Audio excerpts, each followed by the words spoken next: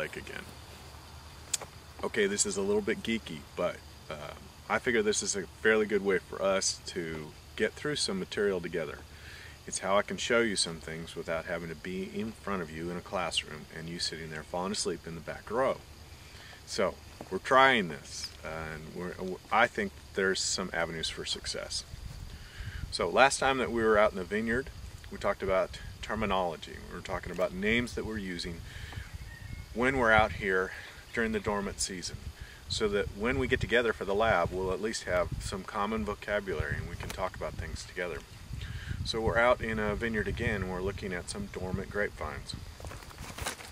So a couple of things that we're going to talk about. Last time we talked about some things like canes, fruiting wood. If you read in Hellman's book, he'll talk about a fruiting cane. Fruiting cane would be something, last year's fruiting cane is laid out here. This year's fruiting cane is here. So we used that terminology last time. Now we're going to talk a little bit more about some specifics. A couple things that you'll find when you come out to a dormant grapevine is you'll have a cane down here. This would be a fruiting cane if we didn't mind to hang our fruit on the ground, but we don't like that down there. It's not very good for the fruit. So a lot of times this is called a sucker. So this was a green shoot that grew out during the dormant season. Now it's coming from way down low at the base of the grapevine. It's something that needs to be removed and taken out to the middle. In this vineyard, when you look down this row, you'll see there's some canes that have been cut off another row and laid out.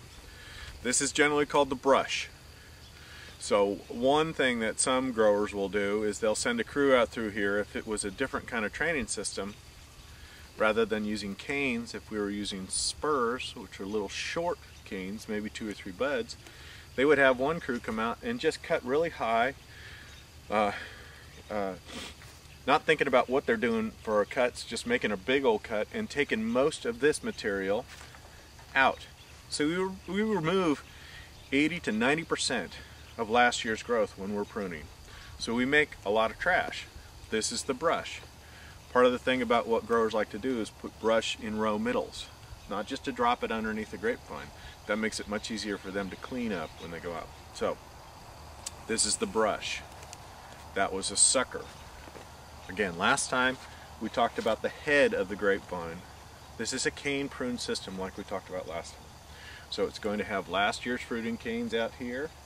This is last year's fruiting cane here. We'll make selections of new fruiting canes from in this area up here in the head.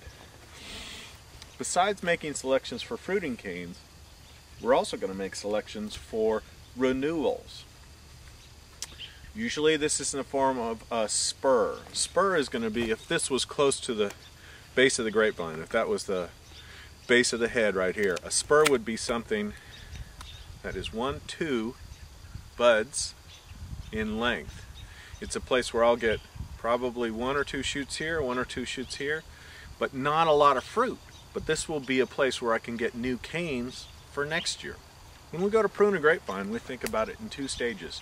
First, what we're doing right now that will set the crop level for this coming season.